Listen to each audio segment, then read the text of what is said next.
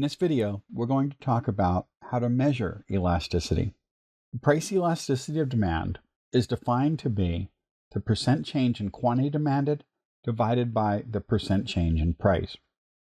We define demand to be relatively elastic if the absolute value of the elasticity is greater than 1. The absolute value function essentially strips off the sign of a number. If the number is already positive, it stays positive. If it's negative, you just simply multiply it by -1. So it's a measure of the distance from zero. It's easier to think about demand as being more elastic when we talk about positive numbers. So a larger positive number for the absolute value of elasticity means that demand is more elastic. And what it means to be elastic is that quantity is changing by a larger percent than the price changes. So if, for example, price goes up by 5% and quantity demanded falls by 10%, the price elasticity of demand would be a -2, and the absolute value of that is greater than 1. So we'd say that demand is elastic in that case because quantity is changing by a larger percentage. Demand is said to be inelastic if the absolute value of the price elasticity is less than 1. And what that means is that quantity is changing by a smaller percentage than the price changes. Demand is said to be unit elastic if the absolute value of the price elasticity equals 1. So if, for example, a 3% price increase caused quantity demanded to fall by 3%, we say that demand is unit elastic. One extreme case of elasticity is a perfectly elastic demand curve. We also refer to this as an infinitely elastic demand curve. That occurs when the demand curve is horizontal. The only place where we really expect to see a perfectly elastic demand curve is in the demand curve facing a single seller in a perfectly competitive output market. Because one of the things that characterizes a perfectly competitive market is that buyers and sellers cannot affect the price. So as far as the firm is concerned, it can sell as much or as little as it wants at the market price, in which case the demand curve facing that firm will be just perfectly elastic or horizontal. But that's pretty much the only case where we'd expect to see a perfectly elastic demand curve. The other extreme is a perfectly inelastic demand curve. In this case, the elasticity of demand equals 0 because the change in quantity demanded, the numerator, is 0 in the elasticity measure. Now, you might think that this would occur for goods such as insulin or needed surgeries or medical necessities. However, even in those cases, the demand is only going to be perfectly inelastic in some range. If the price is high enough, people are not able to afford that treatment and they will have to cut back. So we really don't see any perfectly inelastic demand curves, except perhaps at relatively low prices for things like insulin and medications that are needed to help keep people alive. Since elasticity is measured in terms of percentage change, it's good to review the formula for that. We measure the percentage change in a variable by taking the change in the variable and dividing it by its initial level.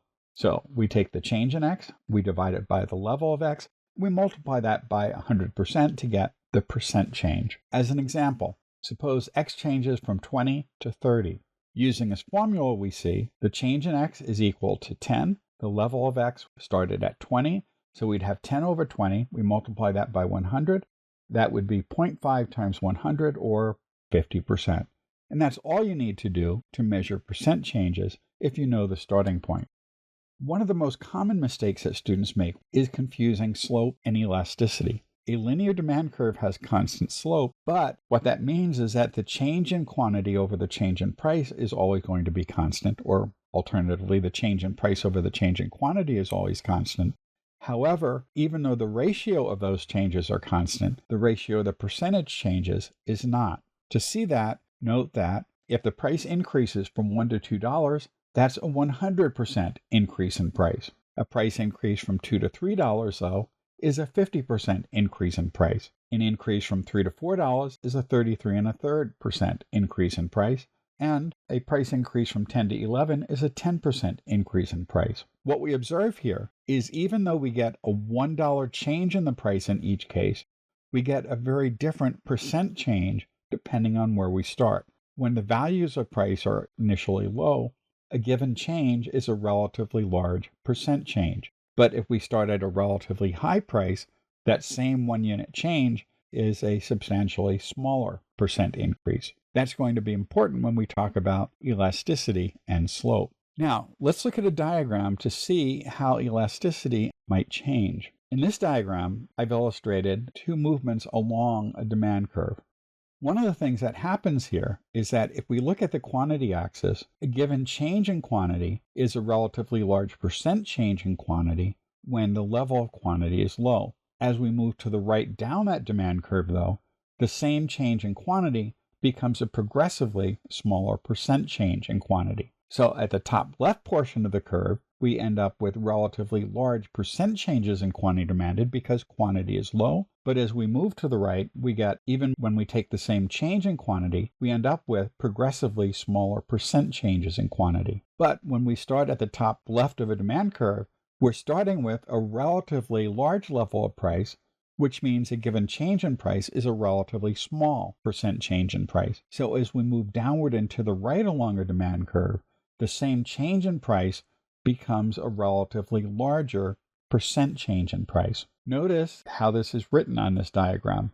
If we just put a little line between those ratios, what we see is that at the top left portion of the demand curve, we end up with a relatively large percent change in quantity demanded and a relatively small percent change in price, and demand is relatively elastic.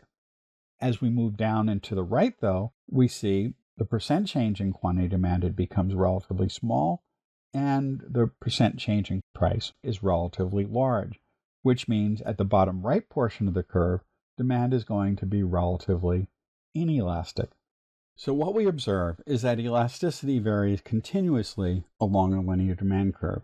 At the top left portion of the curve, it's highly elastic. Elasticity declines as we move downward to the right.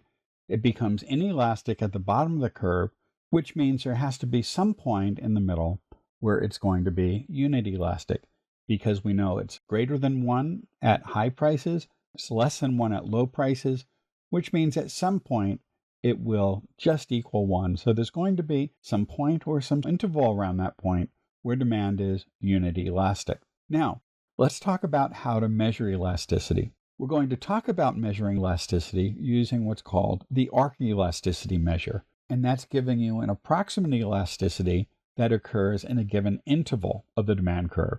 Suppose, for example, we're looking at an interval between prices of $4 and $5.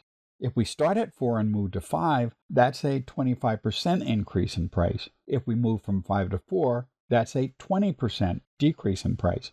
If we really want to measure the interval between prices of 4 and 5, we might want to do something other than arbitrarily assume that 4 or 5 is a starting point. The way we do this is we use something called the arc elasticity measure, also known as the midpoint formula. And what we do is we measure the percent changes in quantity and price by not using one of the endpoints for the interval, but we measure the elasticity in the interval by using the midpoints of quantity and price.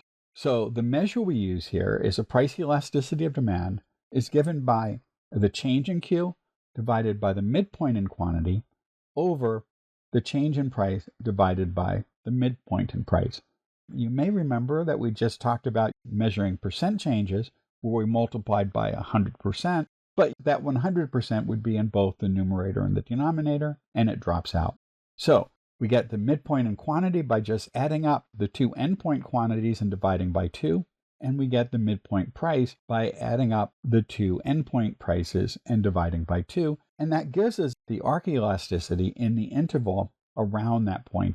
Now, there's another measure of elasticity that we're not going to do as much with in this course called point elasticity, and essentially what the arc elasticity measure is doing is giving you the point elasticity at the midpoint of the interval. But that's discussed a bit in your study plan in the course, and we don't really need to discuss that very much here because in practice, we're going to be using midpoint formula virtually always in this course. Let's consider an example. Suppose quantity demanded falls from 60 to 40 when the price rises from $3 to $5. The arc elasticity measure is given by that formula we just discussed, which is the change in quantity over the midpoint in quantity divided by the change in price over the midpoint in price. In this case, since quantity falls from 60 to 40, the change in quantity is a negative 20. The midpoint in quantity between 60 and 40 is 50, which we can get by adding them together by dividing by 2. We're just noting that 50 is halfway between 40 and 60. The change in price is equal to 2 because the price rises from 3 to 5. The midpoint between 3 and 5 is 4. So we have a negative 20 over 50 in the numerator divided by 2 over 4 in the denominator. Simplifying that, the numerator becomes a negative 2/5. Dividing by a fraction is equivalent to multiplying by the reciprocal. So in this case, we just have negative 2/5 times 4/2, which is equal to a negative 4/5.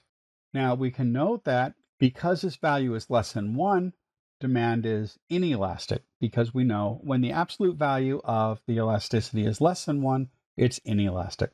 So that's how we measure elasticity using the midpoint formula. We can measure the price elasticity of supply in exactly the same way we measure the price elasticity of demand. It's just the percent change in quantity supplied of the good divided by the percent change in the price of the good. And in practice, we also will be using the midpoint formula when we measure price elasticity of supply.